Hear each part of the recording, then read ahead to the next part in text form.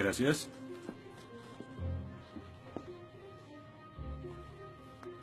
Disculpe, señor... Wheaton. Josh Wheaton. Señor Wheaton, ¿le pasa algo? No puedo hacer esto. No puedo hacer lo que pide, soy cristiano. No, no se preocupe, aún puede regresar a su dormitorio. Arrodillarse y llorar al lado de su cama si quiere. Lo que haga con su vida es su problema, pero lo que haga aquí en la clase es el mío. Yo no puedo. Muy bien, señor Wheaton. Déjeme explicarle la alternativa. Si no puede admitir que Dios está muerto para el propósito de esta clase, entonces tendrá que defender la antítesis de que Dios no está muerto y será enfrente de la clase, en el atril. Y si falla, que de hecho lo hará, perderá esta sección que equivale al 30% de la nota final de este curso. ¿Lo acepta? ¿Quién decide si gano o pierdo la discusión? Pues yo lo haré. Es mi clase. Yo dirijo. La evaluación es mi privilegio. Con todo respeto, pero no creo que sea objetivo. ¿Y qué es lo que propone? Bien. ¿Y qué tal ellos? Bien, es interesante, pero ¿por qué darles el poder a ellos? Ya los convenció. Lo que debo hacer es desconvencerlos, para que admitan su error.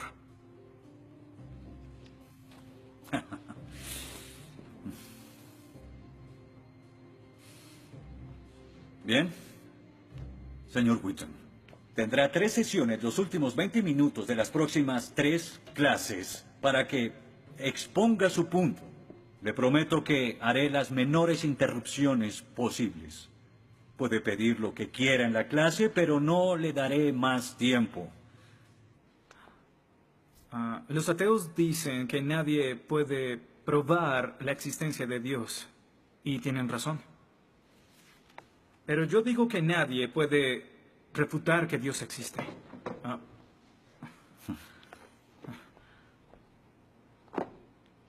Pero la única forma de debatir este asunto es observando la evidencia disponible.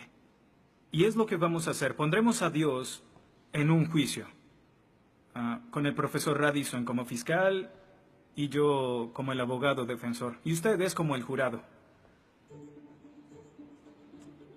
La mayoría de cosmólogos están de acuerdo con que el universo empezó hace 13.7 billones de años en un evento conocido como la Gran Explosión.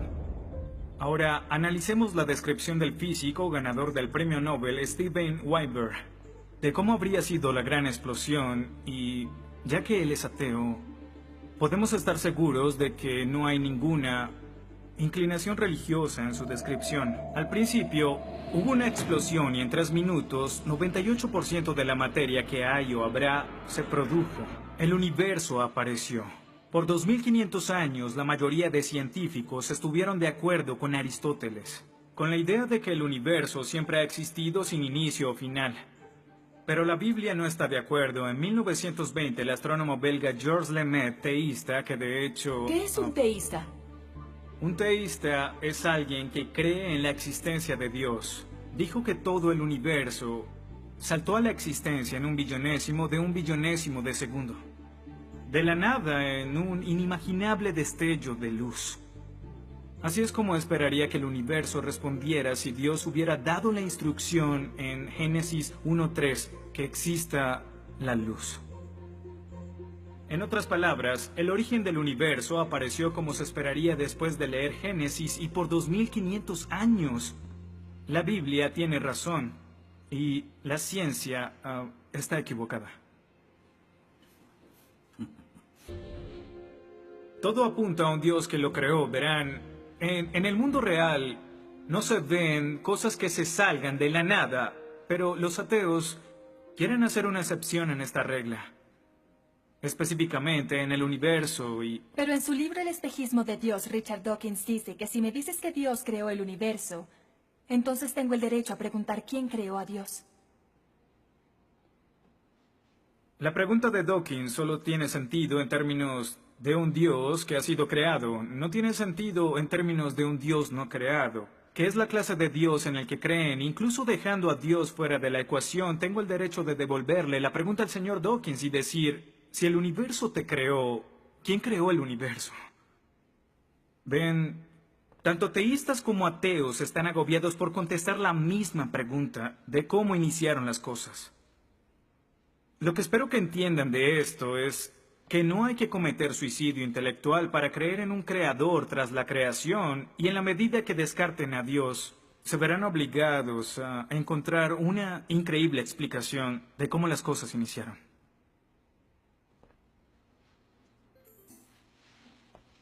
Me imagino que estás satisfecho con tu presentación.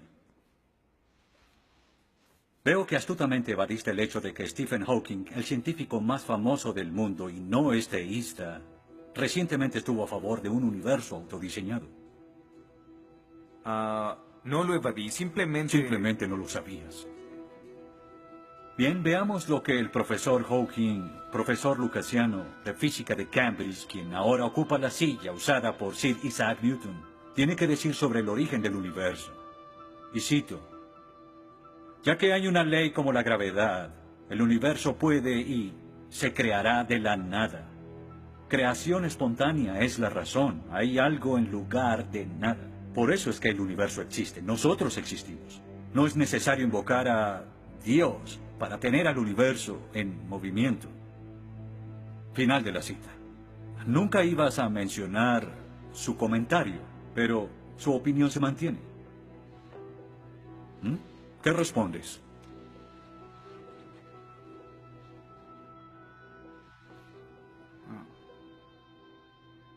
No sé. ¿No sabes? Pinché el globo de todo tu argumento con un solo alfiler y... ¿tú no lo sabes? Oh.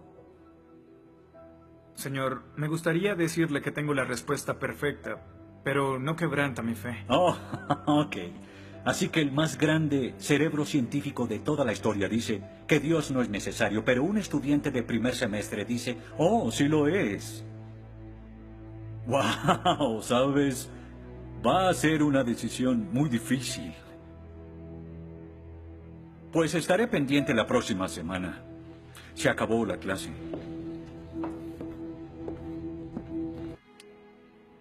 Gracias a una ley como la gravedad, el universo puede y se creará de la nada. Y para ser honesto, no sabía cómo refutarlo. Después de todo, es cierto que Hawking es un genio. Pero el profesor John Lennox, quien enseña matemáticas y filosofía, ha demostrado que no hay ni uno ni dos, sino 3 errores de lógica en esa simple frase y se reduce a un razonamiento circular. Hawking básicamente está diciendo que el universo existe porque necesitaba existir, y como el universo necesitaba existir, se creó a sí mismo. Es como si les dijera que la carne enlatada es la mejor que haya existido porque en toda la historia no hay comida que sea mejor.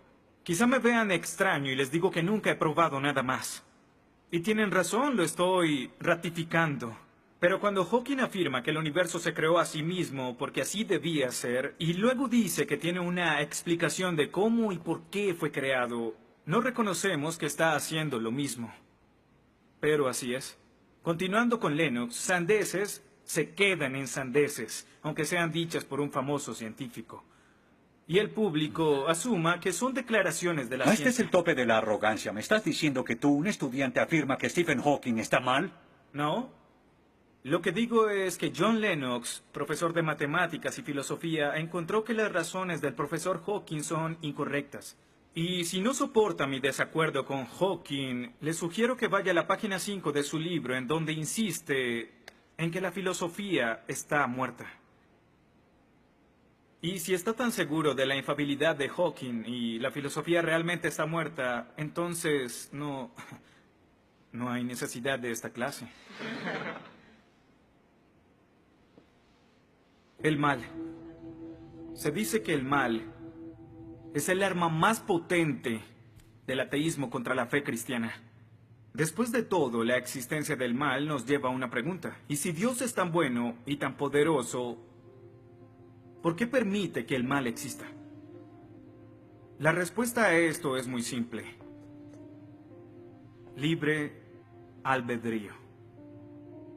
Dios permite que el mal exista por el libre albedrío. Desde el punto de vista cristiano, Dios tolera el mal en este mundo por un tiempo para que un día todos los que eligieron amarlo estén con Él en el cielo, apartados del mal, pero con el libre albedrío intacto.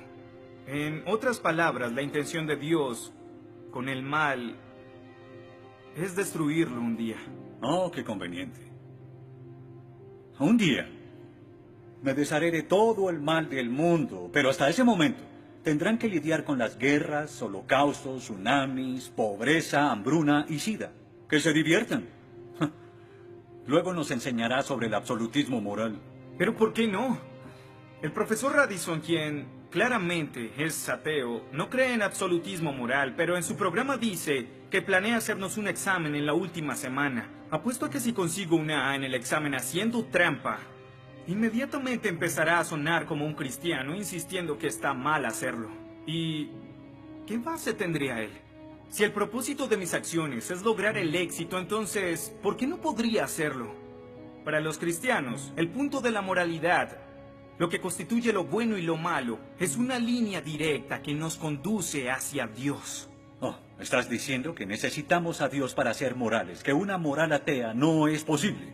No, pero sin Dios no hay una razón para ser moral, no habría un estándar para el comportamiento moral. Para los cristianos, mentir, robar, hacer trampa en un examen para lograr una calificación que no merezco está prohibido. Pero si Dios no existiera, según Dostoyevsky, este es el punto. Ahora, si Dios no existe, entonces todo es permitido.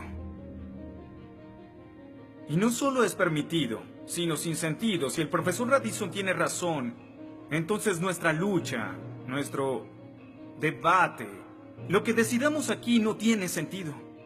Nuestras vidas, nuestras muertes no serán diferentes a las de un pez dorado. Oh, qué ridiculez.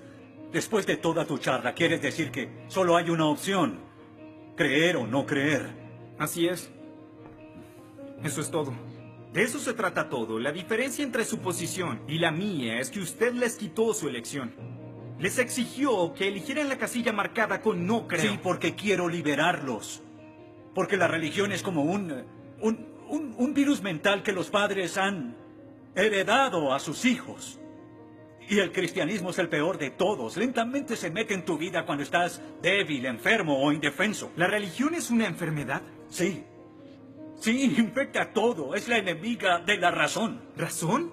Profesor, usted dejó la razón hace mucho tiempo. Lo que nos está enseñando aquí no es filosofía, ni siquiera es ateísmo. Lo que nos está enseñando aquí es antiteísmo. No es suficiente. Necesita que todos no creamos como usted. ¿Por qué no admites la verdad? ¿Quieres enredarlos en tu primitiva superstición? Lo que quiero es que tomen su propia decisión. Eso es lo que Dios No sabes quiere. cuánto voy a disfrutar reprobándote. Pero ¿a quién realmente quiere reprobar, profesor? ¿A mí? ¿O a Dios?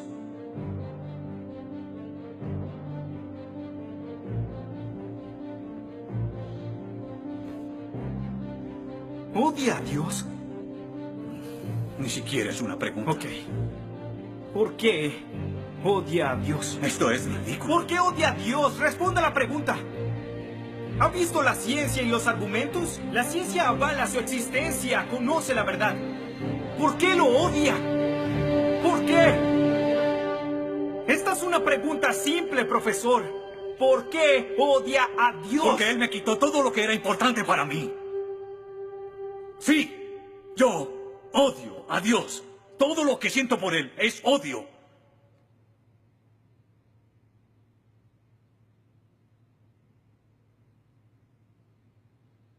¿Cómo puede odiar a Dios si no existe?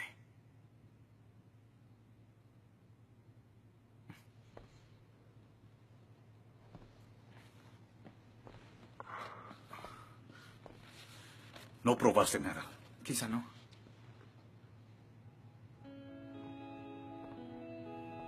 Ellos deben elegir.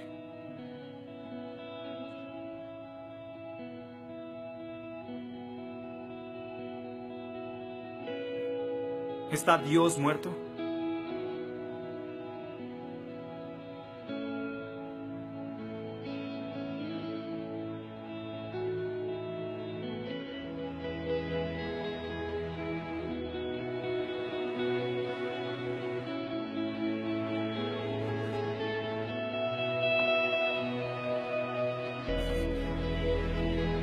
Dios no está muerto. Dios no está muerto. Dios no está muerto. Dios no está muerto.